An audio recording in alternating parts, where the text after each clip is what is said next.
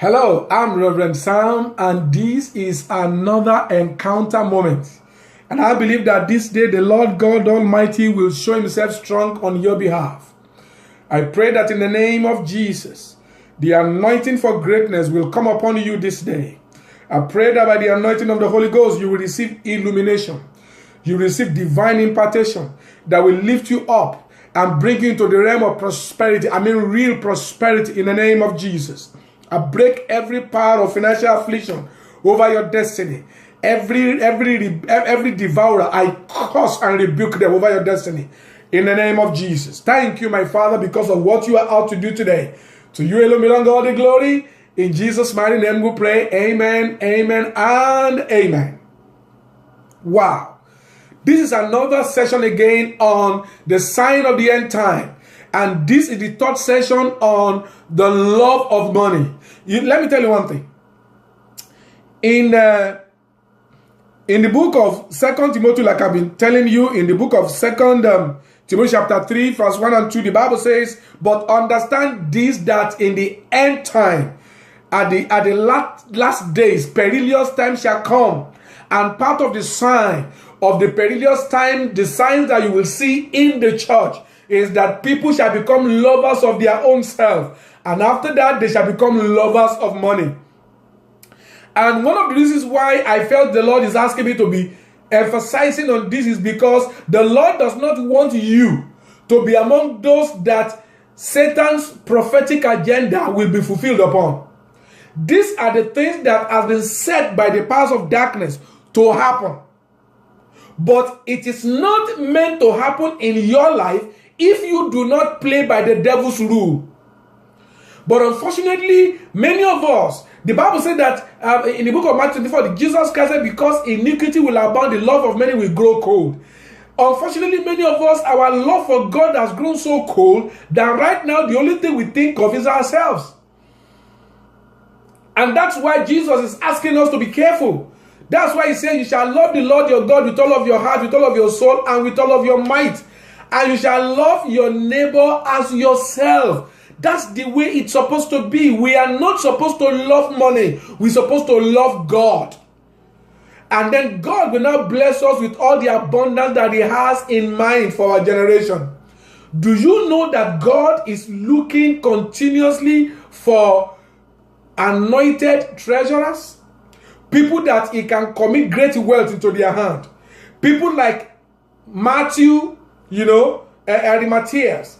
People like Mary Magdalene. People like the Shunammite women. People that God can anoint. And with their wealth, they can do the work of God. It's not a hidden truth that it costs a lot to preach the gospel.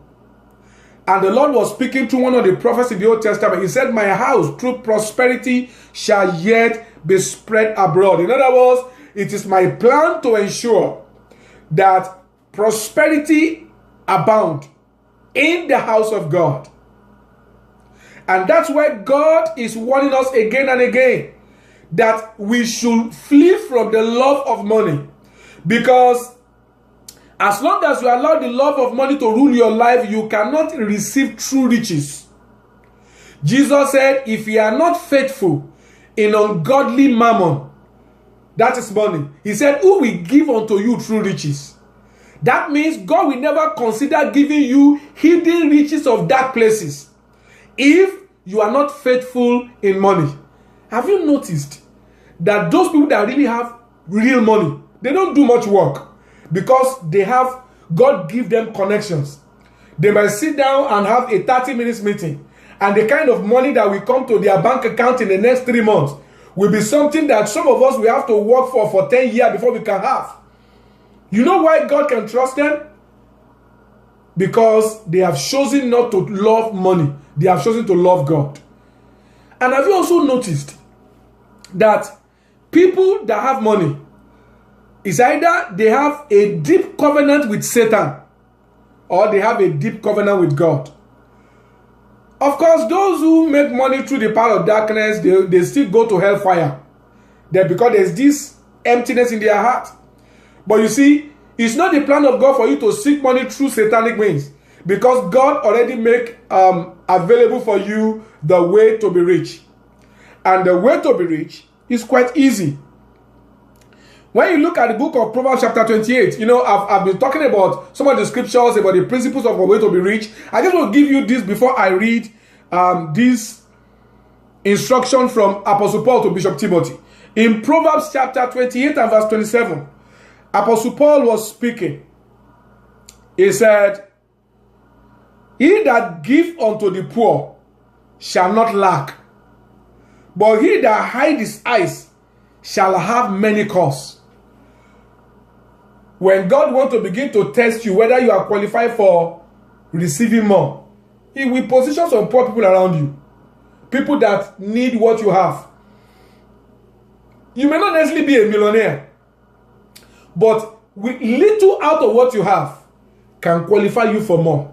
The widow of Zarephath, she only gave a little to Prophet Elijah, and by her faith to give that little, God made sure that her family never suffered again until the famine was over.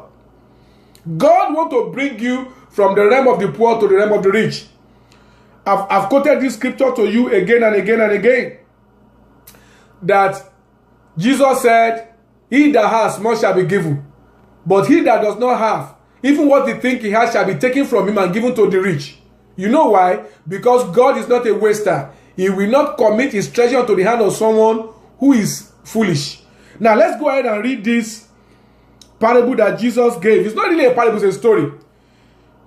Luke chapter 18, I'll read from verse 22 to verse 24. Now when Jesus heard these things, a rich man came to him and he said, "Good master, what must I do to inherit the kingdom of God?" Jesus said, "Go and obey all the commandments." The young man said, "I've been obeying all the commandments from the time I've been very young." Now, then I continue with this scripture. Now when Jesus heard these things, he said unto him, "Yet lackest thou one more thing. Sell all that you have, and distribute unto the poor, and thou shalt have treasure in heaven. And come and follow me." In other words, Jesus is saying, if you truly want to be rich, you must do those things that will make you to have treasure with God. You must do those things that will make you to have a fat account with God. He said, sell what you have, give to the poor. I don't think that if the man had said, "Okay, I'm going to do it," I don't think Jesus will allow him to do it. I think Jesus just wanted to test his heart. Just like God said to Abraham, "I want you to sacrifice Isaac, your only son, the child of promise. Sacrifice him for me." That is the same Isaac that God has told Abraham, "Through this one, I'm going to bless the whole world." But Abraham obeyed. He went to the mountain of Moriah. He sharpened the knife, and he was ready to cut the head of Isaac, because he believed that after he had sacrificed the boy, God was going to raise him up. And when God saw that Abraham was ready to sacrifice the boy, an angel of God shouted and said, "Stop! Don't kill the boy.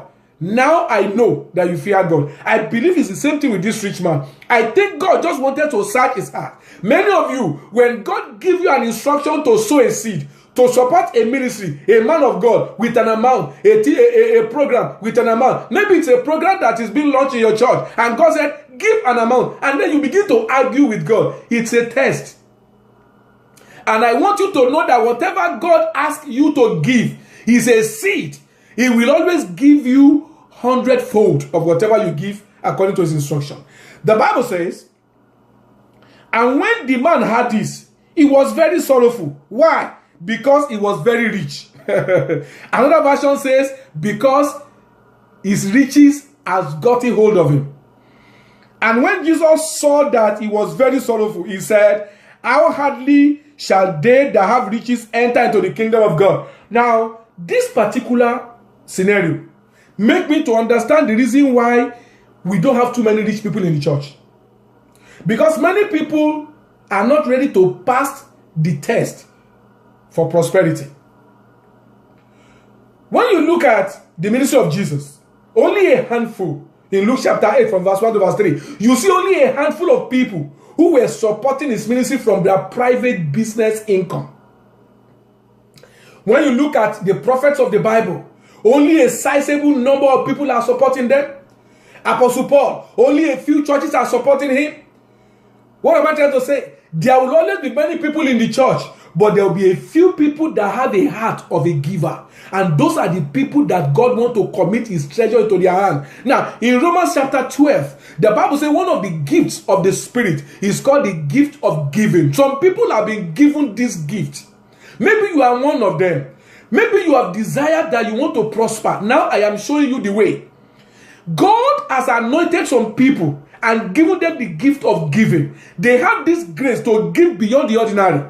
If you are one of such people, I want you to know that every time you undertake a project in the name of God, you support an orphanage, you support a servant of God, you sponsor a program, you sponsor a project. Maybe you are giving to the servant of God to take care of his private needs. Because we that are servants of God, we also have bills to pay. So if someone can say, you know what, this man is from God, just like the Shunammite woman, I will be providing for this man regularly, and then you are putting certain amount of money into that servant of God's account every week or every month, you will always have more. Now, look at what the Bible says, because I don't have much time. In 1 Timothy chapter 6, to such people that have a heart to be great, to such people that have a heart to be a giver, to such people that have a heart that God should use them to support the work of God, to such people that are praying that they will be God's treasurer, people that will manage heaven's resources and dispense it among men. Look at what the Bible says to you. In 1 Timothy chapter 6, I'll read from verse 17 to verse 19. Charge them that are rich in this world, that they be not high-minded, not beraga. Don't become so proud, but because you have the grace to give to many people. Remember, it's a grace. God will have given to another person. So as God promotes you financially, learn to be humble-hearted. Not to trust in uncertain riches. Don't put your trust in money. He said, but put your trust in the living God, who giveth us richly all things to enjoy. That they do good. That means you must be full of good work. That they be rich in good work. What is good work? Any kind of charity, any kind of thing you do that makes somebody to thank God. He may be a servant of God that will thank God. He may be a poor that will thank God. He may be a widow that will thank God. He may be an orphan that will thank God. Whatever you do that make people to thank God is good works. Ready to distribute every time you have opportunity of giving. Be ready to do it. Be ready to, don't give all your treasure into one place, because God has anointed you to bless many. God will give you wisdom.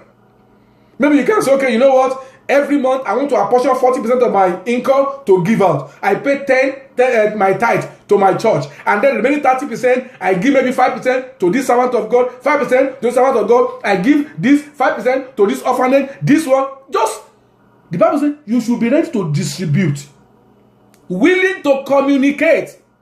Why? The Bible says when you are doing those things, you are laying up in store for themselves a good foundation against the time to come, so that they may lay hold on eternal life. That means your giving ability will help to secure your eternal life. I therefore pray for you, as many of you as I have a heart to be God's treasurer. I pray for grace upon your life in the name of Jesus. I pray, oh Lord, that you know the heart of all men. Just like you had the prayer of Anna. Some people are watching it, they have been praying that God will just bless them so that they can be able to support the work of God.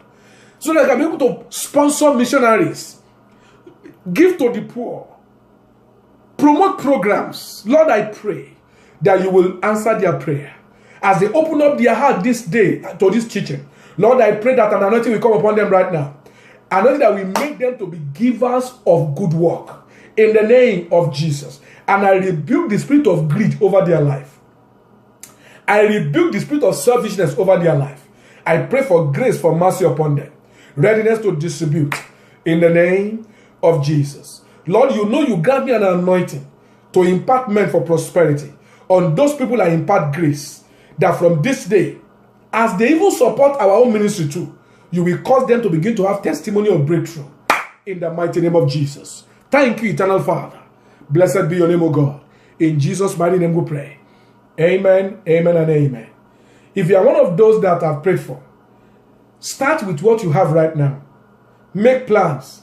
maybe 30% of your income, 40% of your income, and then you begin to distribute. And I will advise you that you make our ministry one of the channels through which you bless.